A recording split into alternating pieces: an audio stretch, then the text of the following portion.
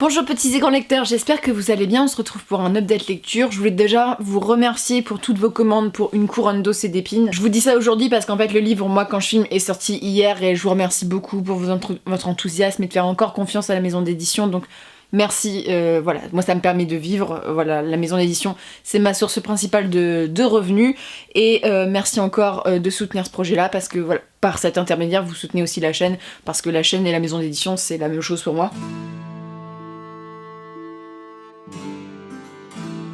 Bref, on va passer à l'update lecture. Alors faut savoir que je vais commencer par le... Comment dire, là, faut un peu qualifier ça de déception ou du moins de lassitude plus que de déception et des bonnes lectures après. Commençons par ce qui fâche avec le tome 3, donc du sang des C3 de Régis Godwin. Alors je vous avais dit que j'avais beaucoup aimé le premier tome, ce qui était vrai, un peu moins apprécié le deuxième tome, et là le tome 3 il y a des grosses choses qui m'agacent, c'est-à-dire que en plus ça confirme une espèce de chose que je vois en fantaisie française qui commence à un peu me dégoûter. C'est du dégoût parce qu'en fait je lis beaucoup de fantaisie, et notamment de la fantaisie étrangère, et énormément de français sans tête, voilà, à faire ce genre de truc et je comprends pas le délire, on va dire. Donc le sang des C3, c'est une histoire où on suit donc un homme au début du roman qui va être lancé à la poursuite d'un groupe qui a enlevé 2 enfants. Qu'on suit son périple et tout, et au fur et à mesure de son périple, il va apprendre beaucoup de choses sur lui. On vit dans un monde où certaines personnes ont du sang bleu, et donc lié à la magie, c'est un peu caché, c'est un peu mal vu, bref. On est dans un monde qui évolue comme ça. On est allé sur une fin de tome 2, pour tout vous dire, en fait c'est exactement le même reproche que j'ai à faire au tome 2, c'est-à-dire que c'est au niveau du rythme, il y a à chaque fois le même problème. C'est intéressant au début, c'est intéressant à la fin, et il y a un creux. On avait un tome 2 avec vraiment un véritable, pas plot twist, mais quelque chose qui donnait très très envie, donc moi j'étais en mode ouais ça va démarrer enfin. Ça démarre pas. J'ai l'impression d'avoir vraiment de la répétition de l'histoire. De toute façon, ce tome-là, j'ai l'impression que l'histoire n'a pas avancé. C'est pour ça que ça m'a un peu saoulée. Mais je suis vraiment dans l'effet. Il y a combien de tomes à cette série? Il y a au moins 5 tomes. Et ça aurait pu être conclu en 2 tomes, en fait. Parce qu'on s'attarde sur des détails et des répétitions de choses que le lecteur sait déjà. Donc en fait, on prend un peu le lecteur pour un con aussi. Parce que t'as pas besoin de répéter 50 fois la même chose pour que le lecteur y comprenne la situation. Donc là, on est sur un début de formation de notre personnage.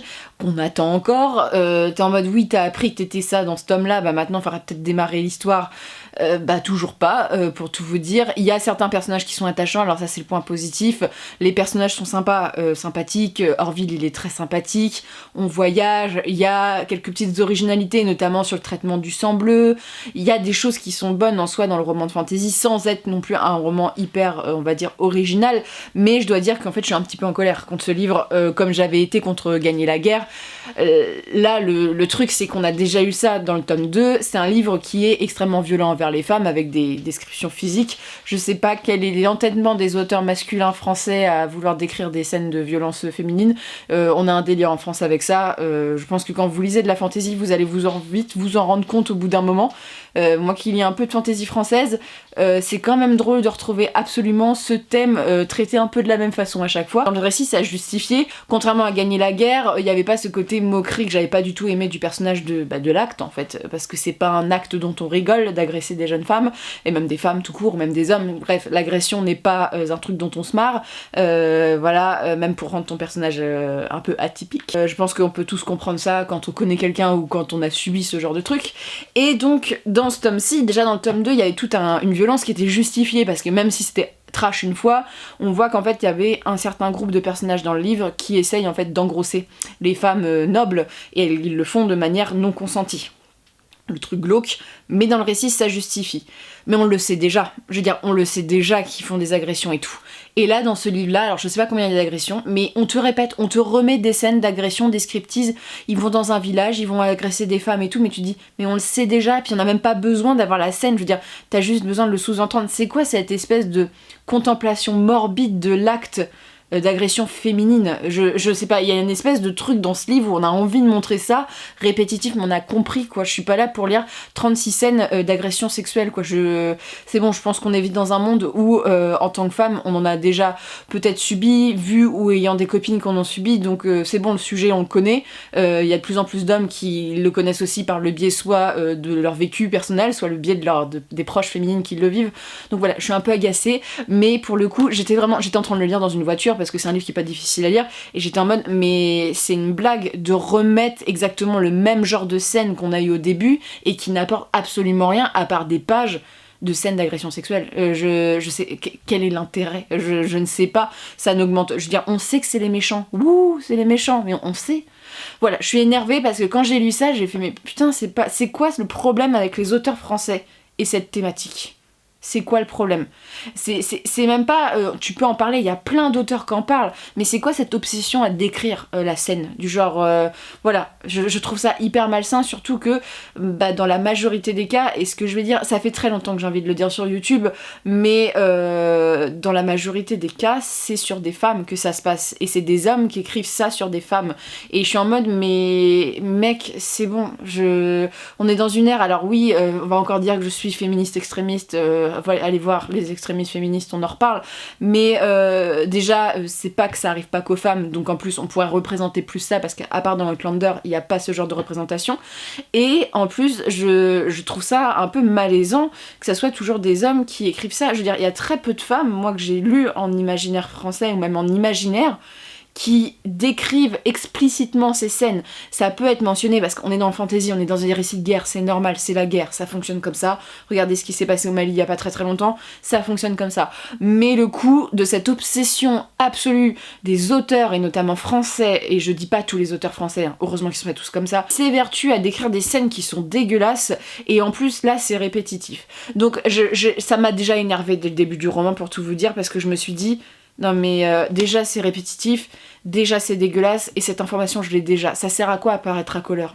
Voilà, et mettre de la violence pour de la violence. On va encore avoir des jolis commentaires, vous allez voir sur le sujet, mais pour le coup c'est saoulant, quoi. Surtout que là ça n'apporte rien, et que là ça me n'aurait pas plus gêné que ça si on avait avancé dans l'histoire, parce que là pour le coup, il y a... ça m'énerve parce que c'est une bonne série de départ, il y a des bonnes idées, mais vraiment, tu peux traiter d'autres thématiques que ça, et tu peux en parler, je veux dire, au contraire, faut en parler, mais essayer de faire des scènes et des scènes un peu racoleuses sur le sujet, je trouve ça hyper déplacé en fait, ça m'agace. Donc voilà, je suis pas pour la censure, voilà, il y a des gens qui aiment bien ça, mais moi en tant que lectrice, ça me dégoûte un petit peu. Voilà, super. Bon, je vais lire le tome 4 pour me dire est-ce qu'on va sortir de cette spirale et que l'univers va enfin commencer, parce que au-delà de ça, ce qui m'agace le plus, c'est que ça n'avance pas. On est au tome 3 et dans l'essence du texte, le personnage n'est même pas particulièrement formé. Je veux dire, il a même pas eu son initiation, on va dire, à ce qui lui arrive. Donc je suis un peu mitigée, quoi. C'est un peu dommage, parce qu'en même temps, il y a des bons personnages, il y a certaines bonnes choses dans les intrigues et tout. J'aime pas qu'on prenne le lecteur un peu pour un concon en lui répétant 15 fois la même chose, et surtout, j'aime pas surtout quand c'est racoleur comme ça. Donc voilà, je suis désolée pour Régis Godwin, qui était très sympathique, qui m'a mis un commentaire une fois dans ma vidéo, mais là pour le coup, je peux pas cacher mon avis, je suis là, c'est mon avis, notamment mon avis de femme et de lectrice féminine qui lit de la fantasy depuis quelques années. J'ai pas envie d'épiloguer plus dessus, vous avez compris un peu le délire, mais si vous l'avez lu, n'hésitez pas à me dire ce que vous en avez pensé, parce que c'est peut-être moi, de toute façon ce genre de scène en fait me gêne un peu quand c'est mal fait, et pour le coup là c'est mal fait et mal utilisé dans le récit, parce que il y a des scènes, notamment je vous dis la scène d'Outlander qui est utile au récit. Voilà, c'est une scène, elle est hyper percutante, il y en a qu'une, mais elle est d'autant plus choquante parce qu'il y en a qu'une seule, et qu'elle est utile pour le récit. Il y a des moments où c'est utile pour le récit, et là pour le coup ça a été utile. La première scène, vous savez, dans le tome 2, notamment avec un poignard pour ceux qui l'ont lu. Mais pour le coup, là, à part dire « Ouh là là, c'est les gros méchants ». Donc déception, parce que d'autant plus c'est français, que c'est une maison d'édition indépendante, et que c'est tout ce que je veux défendre. Mais à un moment, même si je veux défendre, quand il y a des choses qui me plaisent pas, je suis obligée de le dire. Je vous propose de présenter l'essai en dernier parce qu'il y a plus de choses à dire, je pense, ou du moins c'est un essai, donc si ça vous intéresse pas, même si je vous le conseille vraiment parce que c'est d'utilité publique, comme on peut dire. J'ai lu le tome Mes contes de fées de Terry Pratchett, donc qui est encore les Annales du Disque Monde, encore une série de fantasy humoristique qui se situe dans des cycles dans le même univers, donc on suit ici nos 3 chères vieilles sorcières, du moins sorcières parce qu'elles ne sont pas toutes vieilles, qui vont être donc ici, la thématique va être le conte. Alors faut déjà savoir que si c'est le conte, Madame est contente, parce que j'aime les contes. De base, c'est une de mes formes préférées littéraires, j'ai adoré étudier ça à l'école, et même si je suis pas hyper réécriture de contes, parce que je suis hyper chiante là-dessus, moi j'aime bien les contes glauques, pour le coup, là c'était plutôt bien. Donc dans celui-ci, en fait, donc comme dans tous les contes, il était une fois un prince qui doit épouser quelqu'un, mais donc les 3 sorcières vont être en fait envoyées, c'est un peu les 3 méchantes de l'histoire si on suit dans ce principe-là le conte, mais elles vont être un peu envoyées pour empêcher l'union, et je vous laisse découvrir pourquoi. Et face à ça, il y a la sorcière Lily. Et pour le coup, on retrouve toujours ce qui est bon chez Pratchett, c'est-à-dire que celui-ci est drôle, les sorcières sont drôles, en plus on approfondit leur caractère, leurs envies, il y a en fait un décès d'une autre sorcière, on va dire, et ils essayent de récupérer quelque chose, et elles se battent un petit peu, et en même temps il y a des trucs du genre t'as des sorcières qui se reconvertissent dans le self-défense. Avec Pratchett il faut être open mind, c'est-à-dire il faut vraiment savoir que ça va être what the fuck, mais c'est ce qu'on aime le plus. Ça parle aussi des confrontations de culture parce qu'il y a du voyage dedans, et c'est assez drôle de voir les confrontations du genre ces personnes-là les sorcières n'ont jamais sorti vraiment de leur village, et elles se retrouvent confrontées à quelque chose qui est totalement différent, et comme c'est en plus vu un peu comme les méchantes, c'est drôle d'avoir ce point de vue-là, et la fin est plutôt en plus pas tragique, mais il y a un truc un peu, ça approfondit un personnage notamment, où il y a un peu de tension et tout. Mais quand vous savez que ces 3 bonnes vieilles sorcières, notamment mes messieurs du temps, dès qu'elles parlent, elles t'envoient une punchline, t'es pas prête, t'es sûr que ça fait des étincelles quand elles doivent arrêter un mariage, hein. Je peux vous dire que vous êtes pas prêts, mais pour le coup celui-ci était très sympa, et on retrouve les éléments du conte un peu à critiquer, à détourner, et ça devient drôle parce que dans celui-ci notamment, il y a des références au petit chaperon rouge et tout, à certaines reprises, à des contes assez connus, et c'est drôle parce que les mémés elles interviennent en mode c'est pas possible, donc ça devient drôle quoi. Mais voilà, c'est une critique, toujours avec Pratchett, c'est critique de, voilà, comme par exemple les Zinzins de l'Olivouette, c'était critique du cinéma, mais il y a un amour de ce genre. Là pareil, c'est critique du conte dans certains trucs, mais tu vois qu'il y a un amour de ce genre aussi. Donc c'est fait avec bienveillance aussi, et bref, c'est toujours, il y a des moments qui sont émouvants, il y a des moments qui sont drôles. Je vais pas vous répéter que Pratchett pour moi c'est un peu un sous-estimé, alors même s'il a un succès énorme à l'étranger et tout, en France on le lit de moins en moins, et c'est bien triste parce que pour moi c'est le maître de la fantaisie humoristique, et on n'a pas beaucoup comme ça qui arrivent à faire autant de jeux de mots à la minute, à être drôle, et la traduction, Monsieur Couton, Patrick Couton a fait quand même un travail qui a été récompensé, donc voilà, c'est quand même on a la chance en France d'avoir une tellement bonne traduction que c'est ouf. Là c'est les anciennes éditions des Atalante, je vous ai présenté les pockets, et à Atalante on a refait des nouvelles, donc moi celle-ci je l'avais en occasion, mais pour le coup là on approfondit aussi les persos, donc ça c'est cool, il n'y a pas qu'une aventure, c'est que voilà, plus on avance dans le récit, plus on en sait plus, et plus on s'attache au personnage et à l'univers, et c'est super cool en fait, le principe d'avoir des cycles dans le même univers, des fois qui se croisent et tout, je trouve ça génial. Donc vraiment c'est l'œuvre d'une vie, et franchement elle est quand même superbe à découvrir.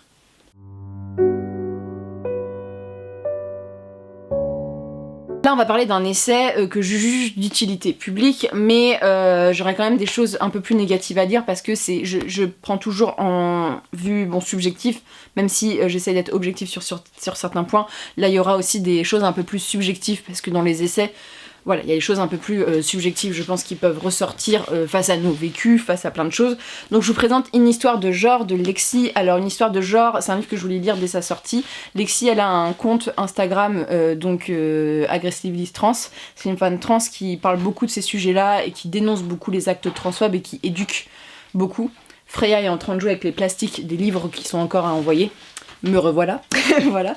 Mais donc ce livre est un guide sur les transidentités. Alors, je vais déjà partir du principe que je pensais plus que ce serait un essai de base. C'est ça qui va être un petit peu un pivot sur le plus négatif du livre. Mais donc c'est un guide d'utilité publique, je le pense vraiment, adressé donc aux personnes trans, aux personnes qui côtoient des personnes trans, et surtout aussi aux gens qui sont intéressés par la question, et peut-être que ça sera un livre à faire lire à l'école pour éduquer un petit peu sur ces questions-là.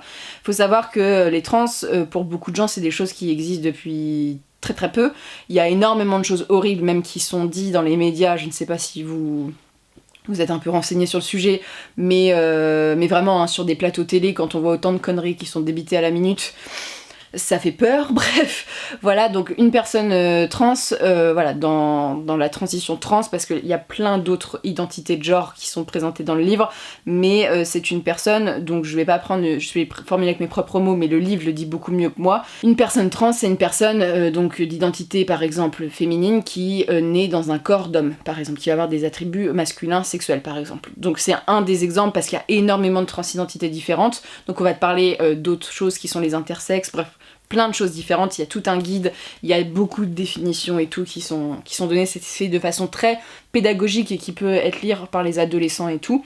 Donc ce qui me rassurait déjà pendant la lecture, c'est que Lexi est concernée par la question, c'est une femme trans, donc elle sait parler de son sujet, et c'est une nana qui fait des études de gender studies, et donc l'histoire et de gender studies, et donc moi je m'attendais vraiment à un guide historique. Moi je pensais vraiment qu'il y avait une étude historique très approfondie sur la question des transidentités. Voilà, parce que dans les médias on dit des conneries comme quoi ça existe depuis quelques années, alors que bon Dieu que non, et que c'est surtout culturel. En Occident, on est dans une société patriarcale et notamment chrétienne, voilà, de ces rites-là, et ce qui fait que on a hérité dans notre construction sociétale de ça.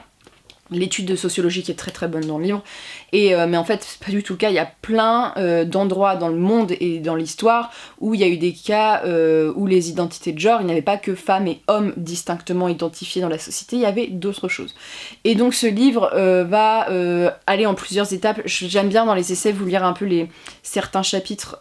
Et tout au début il y a quand même une définition de ce que c'est, de ce que c'est les identités de genre nombreuses et tout, de déconstruction. Et le vocabulaire, qui est aussi, alors comme ça s'adresse notamment à des personnes trans et même à des personnes qui ont des enfants trans par exemple ou des amis trans, ça va t'expliquer les processus, alors les différents processus médicaux, s'il y a processus médicaux ou pas, parce que j'en parlerai juste après, mais il y a quand même des questions qui sont un peu horribles qui sont posées. Voilà, il y a une étude historique, moi ce que j'ai adoré, il y a aussi tout le combat actuel, donc ce qui est actuellement avec les associations et tout, et la vision des cultures. Alors moi ce qui m'a intéressé le plus dans soi c'est l'étude historique, et bon, les combats actuels c'est sympa, mais c'est surtout aussi dans les sociétés actuellement, qu'est-ce qu'on fait visuellement au cinéma, dans la musique, dans les romans vis-à-vis des personnes trans. J'avais été choquée par plusieurs romans quand j'étais jeune sur la question, en young adulte, qui traitaient le sujet, qui massacraient le sujet, on n'est plus du traitement. Mais voilà, bon, déjà, moi c'est un sujet qui me touche personnellement, je tiens à le dire, donc c'est une question sur laquelle, depuis que ça me touche, je me suis renseignée, parce que c'est mon devoir de le faire, je trouve, de le faire vis-à-vis de la personne, et donc il y avait plein de choses que je savais déjà au sens... voilà, d'un certain point de vue et tout, ça m'a appris certaines choses, mais le côté du vocabulaire, le côté de forcément de la transition, que ça soit médical ou pas, je m'étais renseignée sur la base, mais je trouve que c'est vachement bien. Ce livre est très pédagogique, objectivement c'est vraiment un bon livre pour t'expliquer et tout. C'est un super bon livre aussi pour tous les parents, les amis, les gens qui côtoient des personnes qui sont en transition et qui sont trans et qui ne savent pas comment réagir. Alors t'as des gens qui... On va parler de la transphobie après, mais il y a quand même des guides pour te dire quel genre de réaction tu dois avoir, et surtout éviter les questions très gênantes ou voilà, la violence et tout. C'est quelque chose qui est très violent pour certaines personnes quand on annonce ça. Voilà, notamment il y a des parents qui réagissent, des frères et sœurs qui réagissent super mal à la question. C'est un guide aussi pour ça, et je trouve que c'est vraiment bien à offrir à l'entourage. Alors, je sais pas s'il y a des personnes trans qui me suivent sur mes vidéos, statistiquement parlant c'est très très probable, ou voilà, vous êtes intéressé par la question, vous avez des amis, de la famille, tout, n'hésitez pas à offrir ce livre pour ça, parce que c'est hyper utile. Ce que j'ai beaucoup aimé, moi pour ma part, c'est l'étude historique, même si malheureusement je la trouvais pas assez approfondie, parce que moi j'aurais voulu avoir un livre de 500 pages en fait sur l'étude historique et voilà, donc c'est simplement que le livre ne répondait pas à mes attentes en tant que je voulais vraiment un essai sur la question. Mais c'est moi qui pensais que ça allait être ça, parce que moi je pense beaucoup de choses sur les livres et je me fais des idées, c'est comme ça. Mais pour le coup c'était super bien, et puis tout aussi la culture, parce que au niveau cinématographique et tout, j'ai grandi dans les années 90, 2000, je suis née avant le 95, donc ce qui fait que j'ai grandi avec des films où c'était un peu compliqué et même maintenant il y a plein de questions qui se posent. Et je vous avais parlé d'un super reportage sur Netflix qui était sorti, qui s'appelait, je n'ai plus le nom, j'essaierai de vous le retrouver, mais ce reportage m'a fait ouvrir vachement les yeux sur plein de questions, et donc ces deux questions-là m'ont beaucoup intéressée au sens curiosité, on va dire intellectuelle, dans ce sens-là. C'est aussi important de remettre aussi toute la partie sur le débat et les associations, les communautés et tout. C'est hyper important parce que en fait ce que les films et ce que tout vous vendent, ça représente pas la réalité des personnes trans la plupart du temps. On va avoir tout un chapitre sur la transphobie, alors je peux vous dire que t'as envie de sortir les mouchoirs parce que on s'en rend pas compte, et même en France, de la violence avec lesquelles sont traitées les personnes trans, que ce soit par la société, par les gens dans... Voilà, c'est horrible. Moi j'ai toujours un peu du mal avec les gens qui agressent d'autres personnes alors que c'est pas de leur dû. On ne choisit pas d'être trans, c'est comme l'homosexualité, comme plein de genres, plein de choses. On ne le choisit pas, on est ainsi, on est comme ça et on peut pas le changer. Et je comprends jamais les gens qui vont agresser d'autres personnes alors que ça ne les concerne pas. Voilà. Donc là, que quelqu'un fasse sa transition, en quoi ça te concerne? Moi je suis toujours un peu choquée. Donc voilà, on va parler de sujets qui sont très touchy au niveau sociétal, mais qui sont importants et qui sont invisibilisés par les médias, que ce soit les nombres de femmes qui travaillent dans la rue pour donner des choses un peu au lait aux hommes, voilà, ou aux femmes qui sont intéressées, bref, vous voyez ce que je veux dire, je veux pas avoir de problème avec le robot YouTube, et le nombre de femmes qui sont trans ou même d'hommes qui sont trans et qui se font assassiner. Alors bon, la plupart des crimes concernent quand même les femmes trans, il y a quand même une haine énorme envers les femmes trans, notamment par les groupes féministes. Alors il y a un très bon chapitre là-dessus, pareil, quand il y a eu la marche des fiertés, c'est quelque chose qui a été invisibilisé par beaucoup de médias, alors que c'est gravissime ce qui se passe. Voilà, quand on est déjà dans des communautés où on se fait, on va dire, un peu défoncer par la société, je comprends pas pourquoi les gens s'unissent pas. C'est mon discours de bisounours, mais de toute façon je suis un bisounours dans l'âme, même si j'essaye un peu de me réfréner sur la question, c'est mon naturel de base. Mais donc c'est un bon livre pour ça. Simplement n'attendez pas à un livre, vraiment un essai historique. Il y aura des informations, mais c'est pas ce que tu cherches. Après, moi le problème c'est que j'avais l'impression vraiment d'avoir un peu un cours d'un professeur qui me disait qu'il faut faire ça et pas ça. Alors moi j'ai un peu du mal avec ça, c'est mon caractère après. J'ai un peu du mal quand on me dit il faut se comporter ainsi et pas ainsi. Voilà, mais bon, je pense que c'est nécessaire pour certaines personnes parce qu'il y a des gens qui ont besoin qu'on leur dise ce qu'il faut faire, et il y a des gens qui se comportent tellement mal qu'il faut dire aussi comment bien se comporter en société, le savoir vivre, le vivre ensemble, bref. C'est une belle question qui est un peu remise en cause actuellement. Et voilà, pour moi c'était un peu trop pédagogique et un peu trop scolaire, parce que cette question... je la connais un petit peu, même si je suis pas du tout concernée personnellement au sens moi, mon corps et tout, je connais un peu, je ne m'estime pas du tout connaître beaucoup, mais le minimum qu'on retrouve dans le livre, parce que c'est vraiment une introduction au genre, et c'est vraiment une introduction aux idées de genre et tout. En même temps j'ai appris plein de choses, j'ai appris aussi plein de situations, je trouve qu'il est utile ce livre. Au-delà de... c'est pas... de toute façon, c'est pas un bon ou un mauvais livre, c'est vraiment ce livre est utile et pédagogique, et c'est typiquement le genre d'ouvrage qu'il faudra lire dans les collèges, dans les lycées, même en primaire en fait, parce que on dit qu'il faut lire au collège et au lycée, mais ça s'inculque dès l'enfance, parce que les enfants n'ont pas ce genre de comportement. Voilà, on le voit un peu dans les cas d'enfants trans en France, on voit comment réagissent les enfants, et c'est pas là où ça pêche, on va dire, en général, c'est plus au-dessus. Voilà, un très bon livre sur les identités de genre si vous êtes intéressé, même au niveau historique et tout, il y a quand même pas mal d'informations, il y a plein de choses que je connaissais pas, donc moi j'aime bien me nourrir, voilà, d'apprendre des choses, mais pour le coup c'était trop directif pour moi, et voilà, parce que c'est ma façon, on va dire, de voir les choses, mais c'est utile, mais pas forcément adapté pour moi, donc c'était une bonne lecture. En tant qu'objectivité, c'est une bonne lecture. Pour ma part, c'était une lecture où la moitié du livre m'aura pas appris beaucoup de choses, mais en même temps, ça fait des années maintenant que je lis beaucoup de choses sur le sujet, donc, et que j'écoute beaucoup d'interviews et je regarde des reportages et tout. Mais voilà, donc... Vraiment, je vous le conseille si vous êtes intéressé. S'il vous plaît en commentaire, pas de commentaires haineux, vous pouvez le penser, mais c'est pas sur cette chaîne-là que vous trouverez une défense des agressions transphobes et tout. De toute façon, les commentaires sont supprimés. Dès que je vois un truc dans ce style-là, vous ne passerez pas la barrière des commentaires et de la suppression du compte sur la chaîne, parce que YouTube nous fait le plaisir de pouvoir un peu virer les gens qui posent problème, notamment par les insultes et les choses que je ne veux pas voir. Moi je veux un espace de communauté sain où on n'insulte pas les gens pour les choses qui n'ont pas décidé, et même pour les choses qui sont décidées, on n'insulte personne. On est, voilà, c'est une chaîne de littérature les gars, c'est pas une chaîne de débat politique ou je ne sais quoi. Donc voilà, je vous recommande, et je vous recommande surtout la vidéo de Ben Nevers. Alors cette vidéo, il faut absolument que vous la voyez, donc Lexi intervient sur les transidentités. Donc Ben Nevers, c'est la chaîne de Ben sur les réseaux sociaux, qui fait beaucoup de vidéos, il fait Entre mecs, plein d'émissions qui sont génialissimes. Il a invité plusieurs personnes qui étaient concernées par la question, et vraiment la vidéo est super. Donc ça c'est la continuité, mais la vidéo dit pas mal de choses aussi, donc je vous le conseille. Ce genre de livre, c'est toujours un petit peu compliqué à parler sur la chaîne parce que bah, tu te retrouves toujours avec des gens violents. Mais c'était important pour moi de vous le présenter, notamment, même si ça peut aider qu'une personne derrière la caméra, voilà, s'il y a une personne qui se sent concernée par le livre et qui hésitait à l'acheter ou qui hésitait à l'offrir, voilà, n'hésitez pas, il est vraiment utile pour ça. Donc voilà, c'en est tout pour ces lectures. J'espère que ça vous a plu. N'hésitez pas à me dire comme d'habitude ce que vous avez lu. Moi là je suis en train de lire les dernières intégrales des Aventuriers de la mer, et je vais lire un ou deux livres de Zulma. C'est sûrement ce que vous allez voir en Odette Lecture, parce que là je suis à court de... je vous ai présenté tous les livres que j'ai lus actuellement, et on se retrouve pour de prochaines vidéos. Merci encore pour une couronne d'os et d'épines, et à la prochaine.